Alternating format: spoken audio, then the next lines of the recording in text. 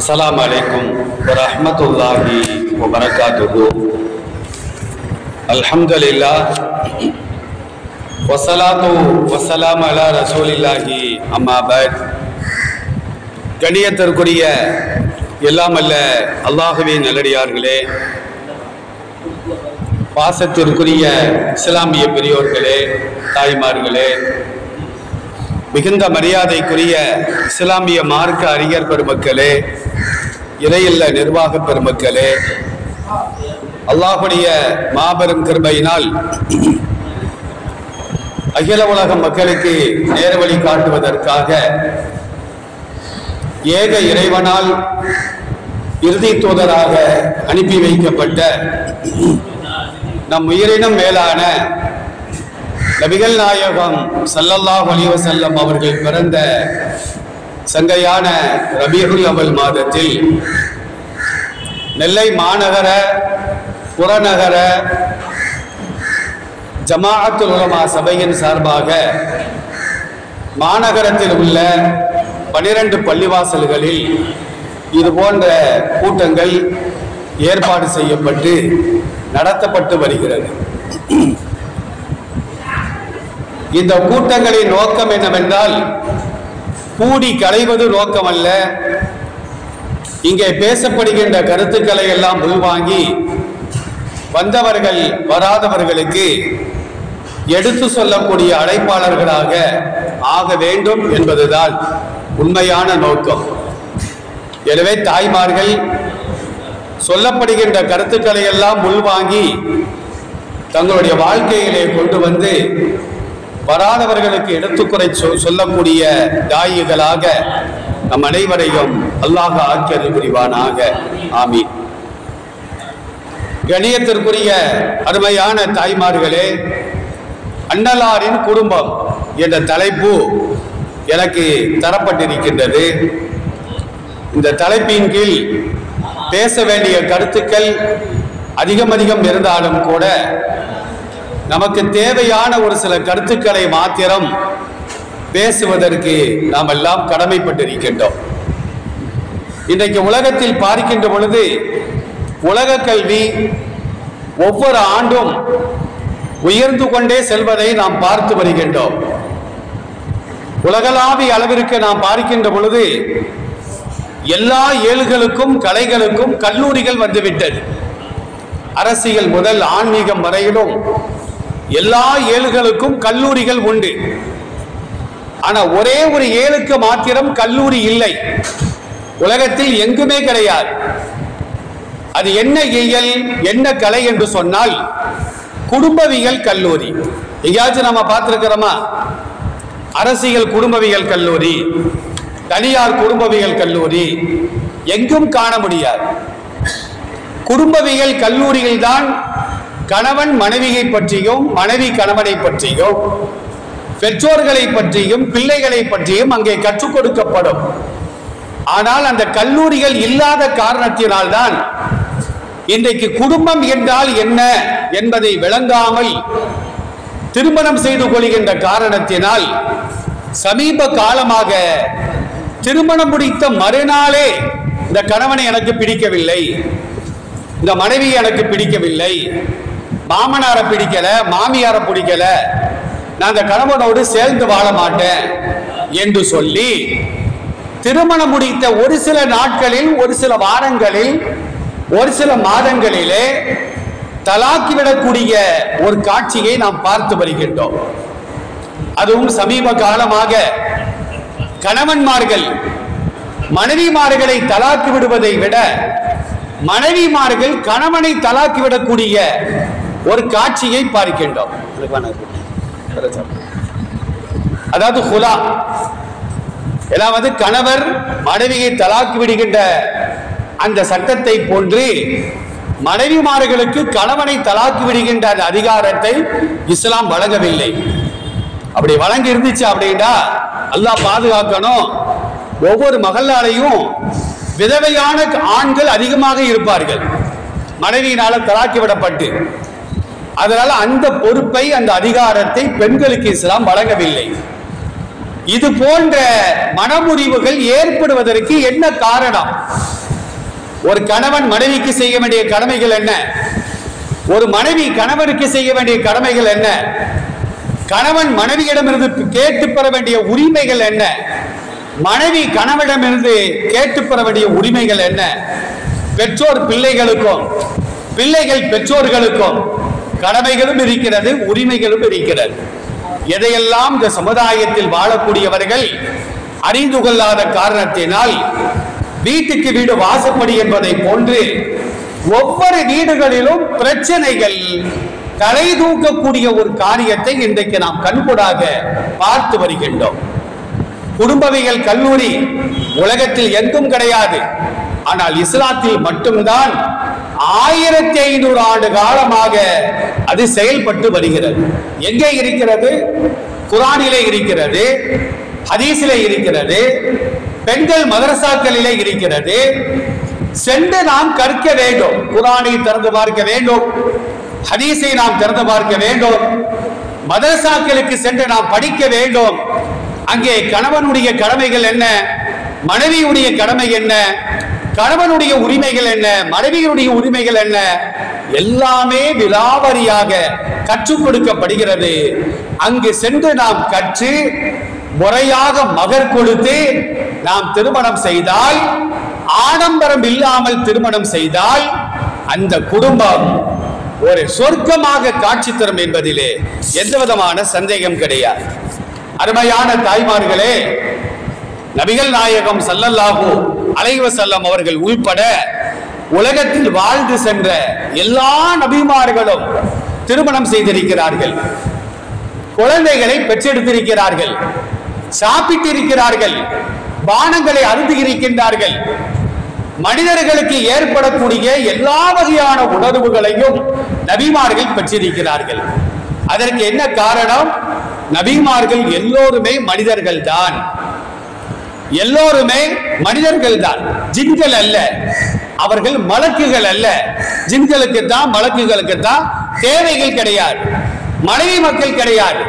ஆனால் நபிமார்களை பொறுத்த மட்டிலும் மனிதர்களாக இருக்கின்ற காரணத்தினால் அவர்களுக்கு மனைவிமார்கள் உண்டு, குழந்தைகள் உண்டு, பேரம்பேத்திகள் உண்டு. எல்லா வகையான உணர்வுகளும் அவர்களுக்கு உண்டு என்பதை அல்லாஹ் ரப்பல் ஆலமீன் அல் குர்ஆனிலே தெளிவாக சொல்லி காட்டுகின்றார். 13வது அத்தியாயம் 38வது வசனத்தை நாம் திறந்து பார்க்கின்றோம். வலகத் அர்சல்னா ருசுலன் மின் கபலிக வஜஅல்னா லகும் அஸ்வாஜன் வ துர்ரியா. நபியே, உமக்கு முன்னால் வாழ்ந்து சென்ற அனைத்து நபிமார்களுக்கும் மனைவிமார்களையும் நாம் கொடுத்தோம், சந்ததிகளையும் நாம் கொடுத்தோம். நபிகள் நாயகம் ஸல்லல்லாஹு அலைஹி வஸல்லம் அவர்களும் திருமணம் செய்திருக்கிறார்கள். 11 திருமணம் செய்தார்கள். கதீஜாவில் ஆரம்பித்து மைமுனா ரலியல்லாஹு அன்ஹா அவர்கள் வரையிலும் 11 திருமணங்கள். மாரியத்துல் கிப்தியா அப்படிங்கிற அடிமை பெண்ணையும் பெருமானார் ஸல்லல்லாஹு அலைஹி வஸல்லம் திருமணம் செய்திருந்தார்கள். இந்த 11 மனைவிமார்கள்ல ரசூலுல்லாஹ் உயிரோடு இருக்கும் பொழுது 2 மனைவிமார்கள் இறந்து விட்டார்கள். ஒன்று கதீஜா ரலியல்லாஹு அன்ஹா, இரண்டாவது ஸைனப் பின்த் ஹுஸைமா ரலியல்லாஹு அன்ஹா. இந்த 2 மனைவிமார்களும் இறந்து விட்டார்கள் என்பதை ஹதீஸ்களின் மூலமாக நாம் பார்த்து வருகின்றோம். 11 மனைவிமார்கள் மூலமாக அல்லாஹ் எல்லோரின் மூலமாகவும் குழந்தை செல்வத்தை வழங்கவில்லை. கதீஜாவின் மூலமாக மட்டும்தான் பெருமானாருக்கு குழந்தை செல்வங்களை அல்லாஹ் கொடுத்தார். கதீஜா ரலியல்லாஹு அன்ஹா மூலமாக காசிம் ரலியல்லாஹு அன்ஹு, ஸைனப் ரலியல்லாஹு அன்ஹா, ருக்கையா ரலியல்லாஹு அன்ஹா, உம்மு குல்சூம் ரலியல்லாஹு அன்ஹா, ஃபாத்திமா ரலியல்லாஹு அன்ஹா, அப்துல்லாஹ் ரலியல்லாஹு அன்ஹு, இப்ராஹிம் என்பவர் மாரியத்துல் கிப்தியா மூலமாக பிறந்தார் என்பதை சரித்திரங்கள் நமக்கு தெளிவாக சொல்லி காட்டுகிறது. அருமையான தாய்மார்களே, ஒரு குடும்பம் நல்ல குடும்பமாக இருக்க வேண்டுமானால் அதற்கு முதல் நிபந்தனை என்ன தெரியுமா? கணவனும் மனைவியும் சாலிகானவர்களாக இருக்க வேண்டும். குர்ஆன் ஹதீஸை கற்று இறையச்சத்தோடு அவர்கள் வாழக்கூடியவர்களாக இருக்க வேண்டும். 5 நேரம் தொழக்கூடியவர்களாக இருக்க வேண்டும். நபிகள் நாயகம் ஸல்லல்லாஹு அலைஹி வஸல்லம் சொல்வார்கள், உங்கள் குடும்பத்தில் பிரச்சனையா, வியாபாரத்தில் பிரச்சனையா, கொடுக்கல் வாங்கலிலே பிரச்சனையா, அண்டை வீட்டாரின் மூலமாக உங்களுக்கு பிரச்சனையா, நீங்கள் தொழுது வாருங்கள், அல்லாஹ் உங்கள் பிரச்சனைகளுக்கு ஒரு முற்றுப்புள்ளி வைப்பார். தொழுகிறது இல்ல, வீட்டுல குர்ஆன் ஓதுறது இல்ல, தஸ்பீகாத்துகள் ஓதுறது இல்ல, ஒரு நல்லறமும் செய்வது கிடையாது. வீட்டுல பிரச்சனை பிரச்சனை பிரச்சனை, என்ன செய்யலாம், யாரை போய் பார்க்கலாம், ஒருத்தரையும் பார்க்க வேண்டிய அவசியம் கிடையாது. வீட்டில் உள்ள உறுப்பினர்கள் ஒவ்வொருவரும் 5 நேரங்கள் தொழுது வருவார்களே ஆனால், வீட்டில் ஒவ்வொருவரும் குர்ஆனுடைய பக்கங்களை படித்து வருவார்களே ஆனால், படிமூட்டங்கள் வெயிலை பார்த்தவுடன் கலைந்து செல்வதை போன்று வீட்டில் உள்ள பிரச்சனைகள் தானாக கலைந்து செல்லும் என்பதாக பெருமானார் ஸல்லல்லாஹு அலைஹி வஸல்லம் அவர்கள் நமக்கு தெளிவாக சொல்லி காட்டுவார்கள். ரசூலுல்லாஹ்ட்ட சஹாபாக்கள் கேட்கிறாங்க, ஹக்கீம் இப்னு முஆவியா ரலியல்லாஹு அன்ஹு அறிவிக்கக்கூடிய செய்தி அபூதாவூத் என்ற நூல்ல பதிவு செய்யப்படுகிறது. யா ரசூலல்லாஹ், மா ஹக்கு ஜௌஜத்தி அஹதினா அலைஹி, கணவனாக இருக்கக்கூடிய நாங்கள் எங்கள் மனைவிமார்களுக்கு செய்ய வேண்டிய கடமைகள் என்ன? ஆண்கள் கேட்கிறாங்க, கணவனாக இருக்கக்கூடிய நாங்கள் எங்கள் மனைவிமார்களுக்கு நாங்கள் என்ன கடமைப்பட்டிருக்கிறோம் அப்படின்னு கேட்கிறாங்க. அப்ப நபி ஸல்லல்லாஹு அலைஹி வஸல்லம் சொன்னாங்க, அன் துதிஇ மகா இதா தஇம்த, ஒவ்வொரு ஆண்களும் சிந்தித்து பார்க்க வேண்டும். நீ சாப்பிடுகின்ற உணவை சாப்பிடுகின்ற பொழுது உன் மனைவிக்கு நீ கொடுக்க வேண்டும். இப்ப நான் சாப்பிடுறேன் அப்படின்னா, நான் சாப்பிடுகின்ற அதே உணவை என் மனைவிக்கு நாம் கொடுக்க வேண்டும். ஒவ்வொரு கணவன்மார்களும் கொடுக்க வேண்டும். எந்த அளவுக்கு ஹதீஸ்ல வருது அப்படின்னா, மனைவியின் வாயில் ஒரு கவளம் உணவை ஊட்டுவது கூட தர்மம் என்று சொன்னார்கள் நபிகள் நாயகம் ஸல்லல்லாஹு அலைஹி வஸல்லம் அவர்கள். நீங்கள் மனைவியினுடைய வாயில கவளத்தை ஊட்டிக்கிட்டோம். எப்ப தெரியுமா? கல்யாணம் முடிஞ்ச அன்னைக்கு பீடியக்காரங்கெல்லாம் நிற்பாங்க, பொதுமக்கள்லாம் நிற்பாங்க. புது பொண்ணு புது மாப்பிள்ளைக்கு ஊட்டி விடும், புது மாப்பிள்ளை புது பொண்ணுக்கு ஊட்டி விடுவாரு. அதுதான் ஆரம்பம், அதுதான் கடைசி.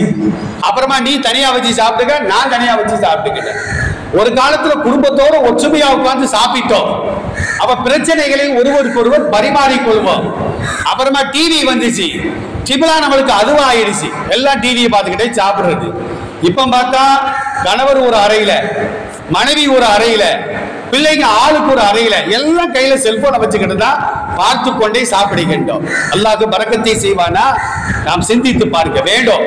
என்னையும் சேர்த்து தான் நான் சொல்லி காட்டுகின்றேன்.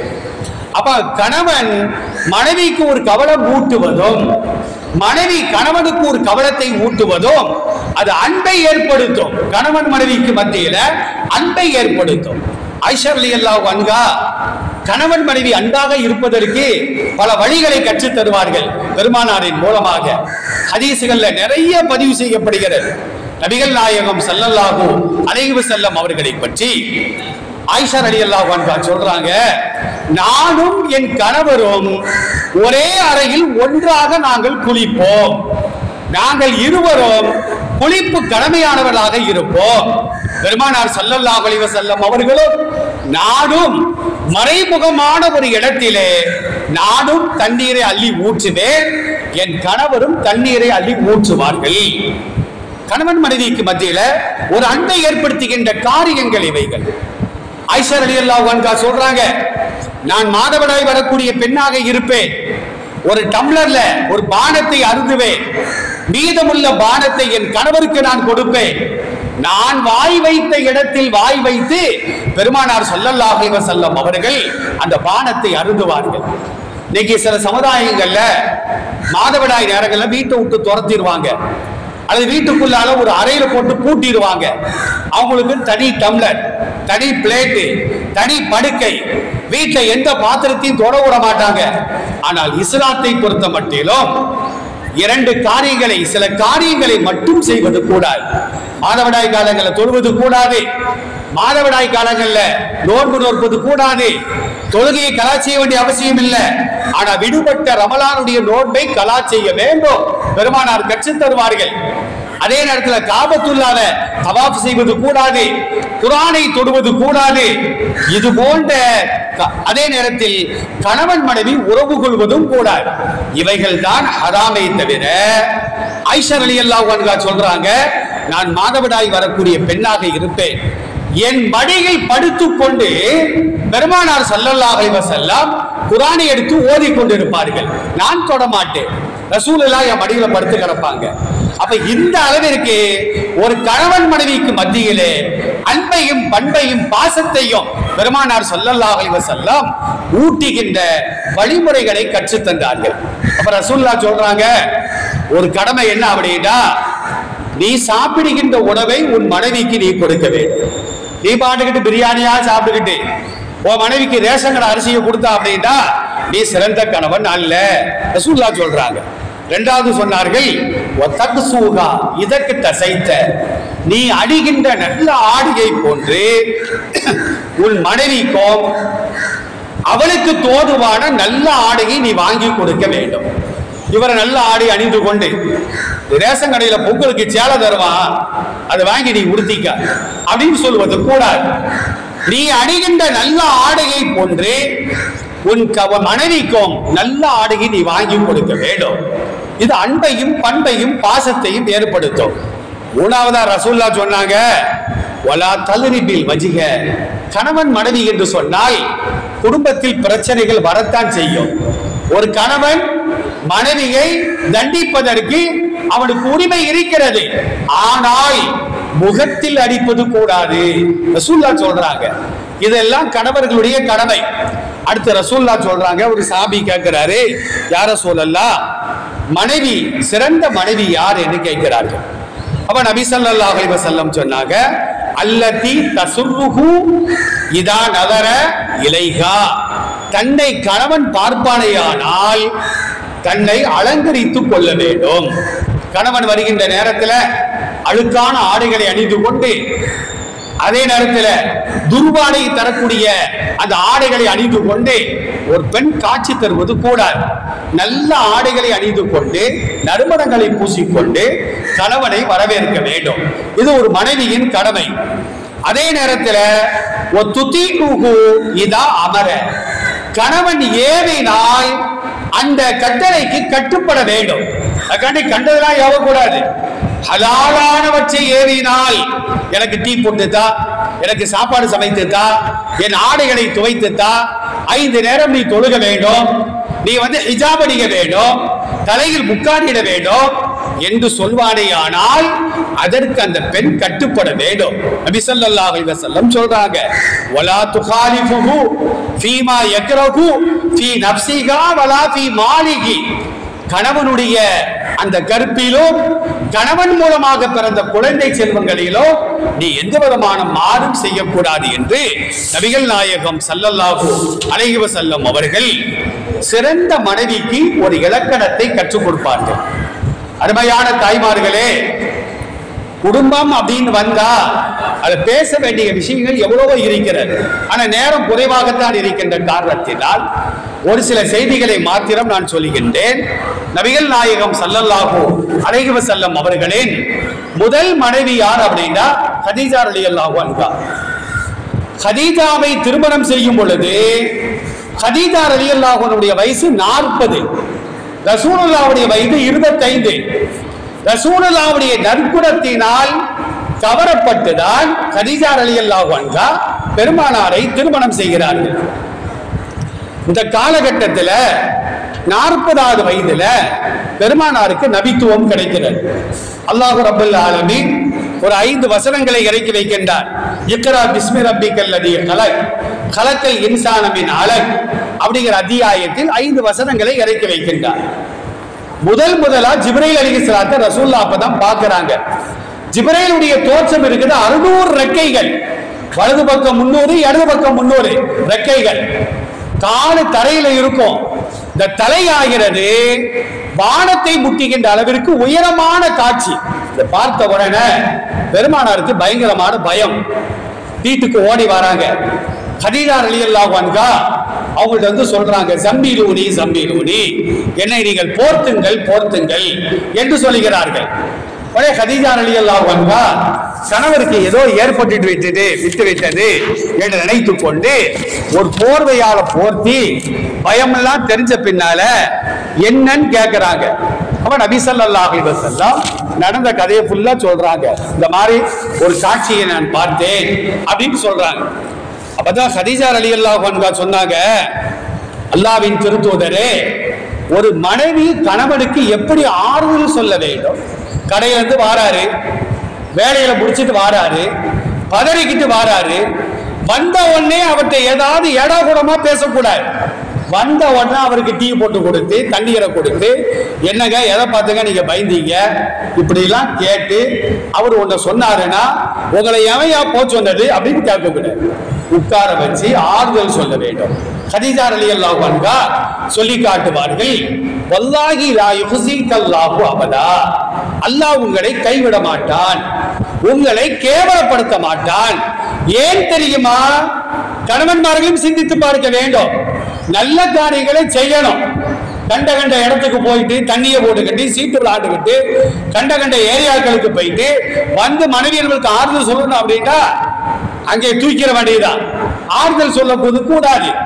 அப்ப கதீஜா ரலியல்லாஹு அன்ஹா சொல்றாங்க, அல்லாஹ்வின் தூதரே, அல்லாஹ் உங்களை கைவிட மாட்டான். ஏன் தெரியுமா? இன்னக லதஸிலுர் ரஹீம், நீங்கள் உறவினர்களை சேர்த்து வாழ்கின்றீர்கள். உறவுகளை சேர்ந்து வாழ்ந்தா அல்லாஹ் நம்மை கைவிடவே மாட்டான். ஞாபகத்தில் வைத்துக் கொள்ள வேண்டும். இரண்டாவது என்ன அப்படின்னா, தஸ்துக்குல் ஹதீஸ, நீங்கள் உண்மை மட்டுமே பேசுகின்றீர்கள். யார ரசூலல்லாஹ், நீங்கள் பொய் பேசுவதே கிடையாது. நபி ஸல்லல்லாஹு அலைஹி வஸல்லம் நபித்துவத்திற்கு முன்னாடியும் சரிதான், நபித்துவத்திற்கு பின்னாடியும் சரிதான். 63 ஆண்டு கால வாழ்க்கையில நம்ம எப்படி தேடி பார்த்தாலும் கூட பெருமானார் பொய் சொன்னதாக சரித்திரமே கிடையாது.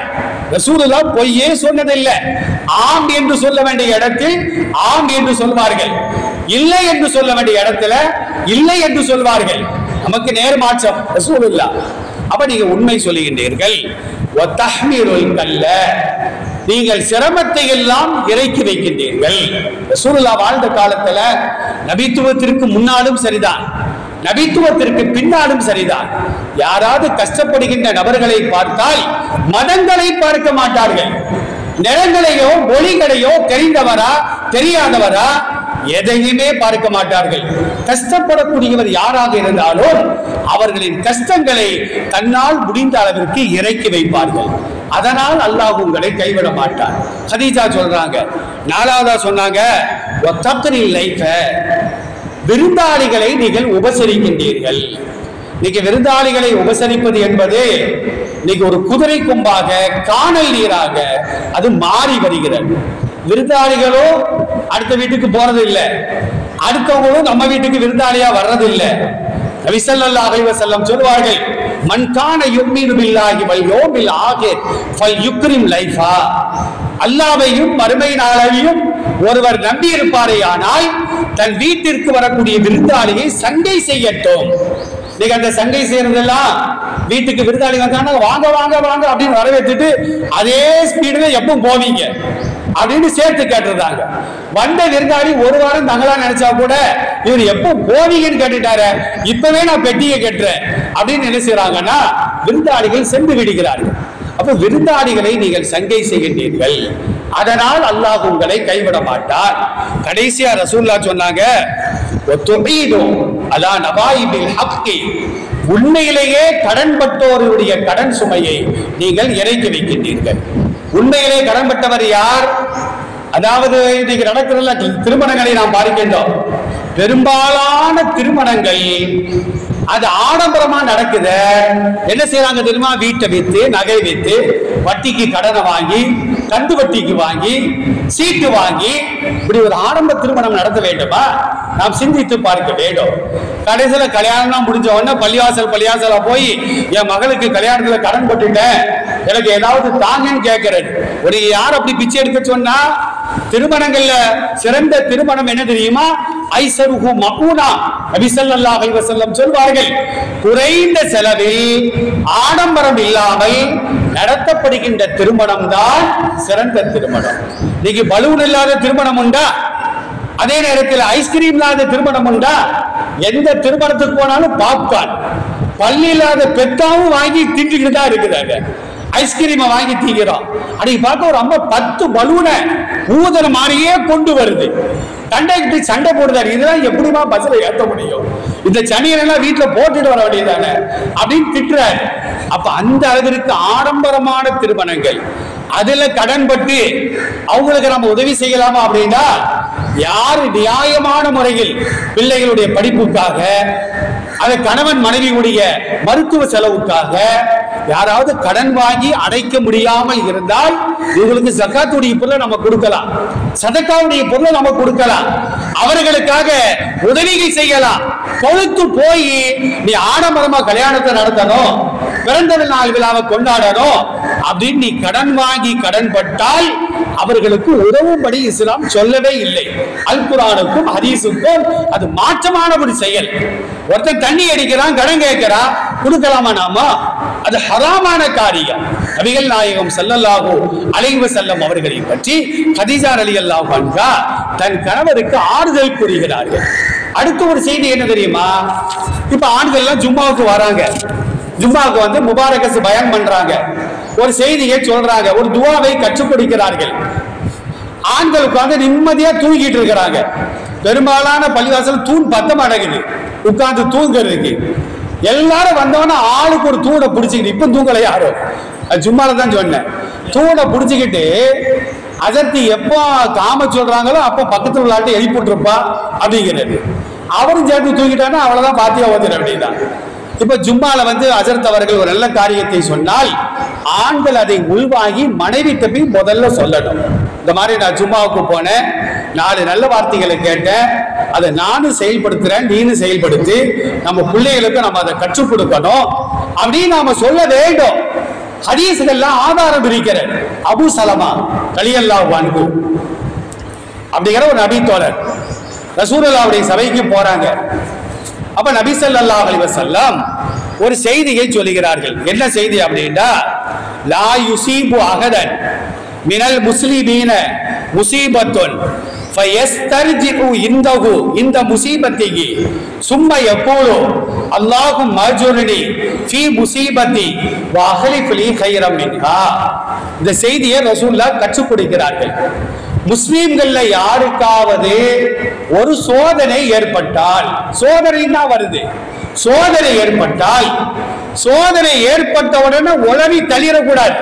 சில பேர் நாம என்ன செய்யறோம், சோதனை வந்த பண்ணால எப்படியெல்லாம் வார்த்தைகளை விடணுமோ அப்படியெல்லாம் வார்த்தையை விட்டுட்டு வார்த்தை இல்லாத நேரத்துல நான் பொறுத்து போறேன்னா அதுக்கு பேர் பொறுமையே கிடையாது.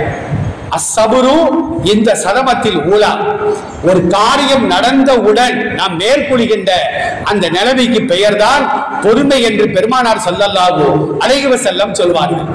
ரசூலுல்லாஹ் என்ன செய்றாங்கன்னா, ஒரு கபரை கடந்து போறாங்க மதீனால, ஒரு அம்மா கபர்ல விழுந்து அழுதுகிட்டு இருக்குது. ரசூலுல்லாஹ் சொல்றாங்க, கபர்ல எல்லாம் விழுந்து அழகு கூடாதுமா, பொறுமையை கடைபிடி அப்படின்னு சொல்லுது. உடனே அந்த அம்மாவுக்கு இது ரசூலுல்லாஹ்னு தெரியாது, உங்க சோழியை பார்த்துட்டு போகன்றுச்சு. ஹதீஸ்கள்ல இப்படியே வருகிறது. நபி ஸல்லல்லாஹு அலைஹி வஸல்லம் வீட்டுக்கு போயிட்டாங்க. ரசூலுல்லாஹ் போன உடனே சஹாபாக்கள் அந்த பெண்மணியை பார்த்து சொல்றாங்க, அம்மா அது யார் தெரியுமா? அல்லாஹ்வுடைய திருத்தூதர் நபி ஸல்லல்லாஹு அலைஹி வஸல்லம். உடனே அந்த அம்மா ரசூலுல்லாஹ்வுடைய வீட்டுக்கு ஓடுது, யார் ரசூலல்லாஹ் தெரியாம நான் பேசிட்டேன், மன்னிச்சுக்கங்க. அப்பதான் நபி ஸல்லல்லாஹு அலைஹி வஸல்லம் சொன்னாங்க, அஸ்ஸபுரு இந்த சதமத்தில் ஊலா, ஒரு காரியம் நடந்தவுடன் நாம் மேற்கொள்வதற்கு பெயர் தான் பொறுமை என்று சொன்னார்கள். என் மகன் இறந்துட்டான், அவன் கபர்ல விழுந்து நான் பொறுமை இல்லாம அழுதுட்டேன் அப்படின்னு அம்மா சொல்லும். அப்ப பொறுமை நமக்கு வந்து ஒரு சோதனை வந்தால், காலில் உள்முள் தைச்சிட்டு சைக்கிள்ல பஞ்சர் ஆயிடுச்சு, நாம என்ன சொல்லுவோம் தெரியுமா? இந்த முள்ளு இருந்தது என் காலில் தான் குத்தணுமா? எத்தனை பேர் ரோட்ல போறாங்க, அவங்க காலில் குத்த வேண்டியதாங்க. இப்படி சில பேர் நம்ம நிலை வந்து தலையில இடிச்சிடும், ஏன் தலையில தான் நிலை இடிக்கணுமா? அடுத்தவங்க நிலையில தலையில இடிக்க கூடாதா? இப்படி எல்லாம் சொல்லுவோம். இதுக்கு பேர் பொறுமை அல்ல. நம்ம காலில் முள்ளு குத்திருச்சுன்னா அது ஒரு சோதனை. உடனே நாம என்ன சொல்லணும்? இஸ்திர்ஜா. இஸ்திர்ஜானா என்ன தெரியுதா? இன்னா லில்லாஹி வ இன்னா இலைஹி ராஜிஊன் அப்படிங்கிற துஆவை நாம் ஓத வேண்டும். இது எல்லாத்துக்குமே தெரியும். நாம என்ன நினைச்சிருக்கிறோம்? யாராச்சும் மௌத்தா போனாதான் இன்னாலில்லாஹி வ இன்னா இலைஹி ராஜிஊன் சொல்லணும் நாம நினைக்கிறோம். ஆனா அல்லாஹ் குர்ஆன்ல என்ன சொல்றான் தெரியுமா? அல்லதீன இதா அஸாபத்துகும் முஸீபத்துன், அவர்களுக்கு ஏதாவது சோதனை ஏற்பட்டால் காலு இன்னாலில்லாஹி வ இன்னா இலைஹி ராஜிஊன், உடனே அவர்கள் இந்த வார்த்தையை சொல்வார்கள். வீட்டுல பைக் சாவி கிடைக்கலன்னா மனைவிய பைத்தியக்காரி ஆகிறது. சாவி எங்க வச்ச, சாவி எங்க வச்ச, கடைசியில பார்த்தா இவர் பாக்கெட்ல தான் சாவியே கிடைக்கும்.